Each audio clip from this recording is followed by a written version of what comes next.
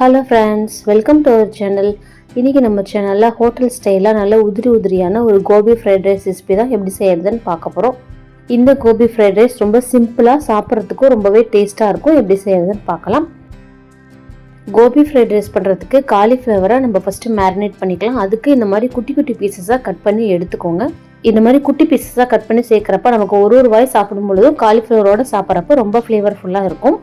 இப்போ இதில் 1/2 டீஸ்பூன் உப்பு சேர்த்துட்டு 1/2 டீஸ்பூன் அளவுக்கு காஷ்மீரி மிளகாத்தூள், ஃப்ளேவருக்காக 1/4 டீஸ்பூன் அளவுக்கு கரம் மசாலா இல்லாட்டி சிக்கன் மசாலா ஏதோ ஒரு மசாலா நீங்கள் சேர்த்துக்கோங்க. இது கூடவே 1/2 டீஸ்பூன் அளவுக்கு கார்ன்ஃப்ளவர் மாவு சேர்த்துக்கலாம். கூடவே ஒரு 4லிருந்து 5 ட்ராப்ஸ் வரைக்கும் சோயா சாஸ் சேர்த்துட்டு இது எல்லாத்தையும் நல்லா மிக்ஸ் பண்ணி விட்டுருங்க. ஃபஸ்ட்டு தண்ணி எதுவும் சேர்க்காம ட்ரையாக மிக்ஸ் பண்ணி விடுங்க. தேவைன்னா மட்டும் இந்த மாதிரி கொஞ்சம் கொஞ்சமாக தண்ணி சேர்த்து மிக்ஸ் பண்ணிடுங்க. இல்லாட்டி ரொம்ப தண்ணி அதிகமாக சேர்த்துட்டா மாவு கொஞ்சம் கூட காலிஃப்ளவரில் ஒட்டாது.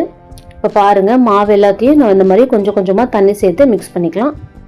இந்த மாதிரி எல்லா பக்கமும் மாவு நல்லா கலக்கிற அளவுக்கு மிக்ஸ் பண்ணி விட்டுருங்க. இப்போ இதை நம்ம ஊற வைக்க தேவையில்லை, நம்ம உடனே இதை ஃப்ரைட் ரைஸ்க்கு பொரிச்சிடலாம். காலிஃப்ளவரை ஃப்ரை பண்ணுறதுக்கு முன்னாடியே ஃப்ரைட் ரைஸ்க்கு தேவையான சாதமும் காய்கறியும் ரெடி பண்ணி வச்சுக்கலாம். சாதம் இந்த மாதிரி நல்லா உதிரியாக இருக்கிற மாதிரி வடித்து எடுத்து வச்சுக்கோங்க. சாதம் ரொம்ப குலைவாக வெந்துடக்கூடாது, நல்லா உதிரியாக இருக்கிற மாதிரி வடித்து எடுத்துக்கோங்க. கையில் நம்ம ப்ரெஸ் பண்ணுறப்ப 2ஆக உடஞ்சி வரணும். நான் இன்னைக்கு ஒரு சின்ன கப்பில் 1 கப் அளவுக்கு பாஸ்மதி அரிசியை நல்லா 95% வரைக்கும் வேக வச்சு தண்ணியெல்லாம் வடித்து எடுத்து வச்சுருக்கேன். அடுத்ததான் நம்ம ஃப்ரைட் ரைஸ்க்கு சேர்க்கக்கூடிய காய்கறிகளையும் இந்த மாதிரி மெலிசாக கட் பண்ணி ரெடி பண்ணி எடுத்து வச்சுக்கலாம். ஃப்ரைட் ரைஸ்க்கு மற்ற காய்கறிகளை விட முட்டைக்கோஸ் தான் அதிகமாக இருக்கணும். முட்டைக்கோஸை இந்த மாதிரி மெலிசாக கட் பண்ணிவிட்டு கேரட், கேப்சிகம், பீன்ஸ் இது எல்லாத்தையுமே இந்த மாதிரி மெலிசாக கட் பண்ணி ரெடி பண்ணி எடுத்து வச்சுக்கோங்க. அடுத்ததாக நம்ம மசாலா மிக்ஸ் பண்ணி வச்சுருக்கிற காலிஃப்ளவரை இந்த மாதிரி எண்ணெயில் ஃப்ரை பண்ணி எடுத்துக்க போகிறோம். எண்ணெய் நல்லா சூடாக இருக்கணும். நீங்கள் நார்மலாக காலிஃப்ளவர் 65க்கு எப்படி ஃப்ரை பண்ணுவீங்களோ அதே மாதிரி இதையும் ஃப்ரை பண்ணி எடுத்துக்கலாம்.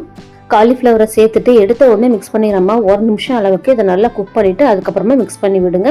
இல்லை அப்படின்னா மசாலா தனியாக காலிஃப்ளவர் தனியாக பிரிஞ்சு வந்துடும், ஒன்றா பைண்ட் ஆகி வராது. காலிஃப்ளவர் இந்த மாதிரி உதிரியாக இருக்கிற மாதிரி நல்லா ஃப்ரை பண்ணி எடுத்துக்கலாம். உங்களுக்கு கரண்டியில் டச் பண்ணுறப்பே தெரியும், நல்லா கிறிஸ்பியாக இருக்கும். அந்த பக்குவத்துக்கு வர வரைக்கும் இதை ஃப்ரை பண்ணி எடுத்து வச்சுருங்க. இப்போ அடுத்ததாக ஃப்ரைட் ரைஸ் பண்ணுறதுக்கு ஒரு பேனில் 3 டீஸ்பூன் அளவுக்கு எண்ணெய் சேர்த்துக்கலாம். எண்ணெய் நல்லா சூடானதும் மெலிசாக கட் பண்ணி வச்சுருக்கிற வெங்காயத்தை இதில் சேர்த்துட்டு நல்லா ஒரு டைம் மிக்ஸ் பண்ணி விட்டுருங்க. அடுப்பை ஹை ஃப்ளேம்லேயே இருக்கணும். வெங்காயத்தை ஒரு 30 செகண்ட் இந்த மாதிரி மிக்ஸ் பண்ணி விட்டதுக்கு அப்புறமா இதில் 1/2 டீஸ்பூன் அளவுக்கு இஞ்சி பூண்டு பேஸ்ட் சேர்த்துட்டு அதோட பச்சை வாசனை போகிற வரைக்கும் ஒரு டைம் நல்லா மிக்ஸ் பண்ணி விட்டுட்டு நம்ம கட் பண்ணி வச்சுருக்கிற காய்கறிகள் எல்லாத்தையும் இதில் சேர்த்துடலாம்.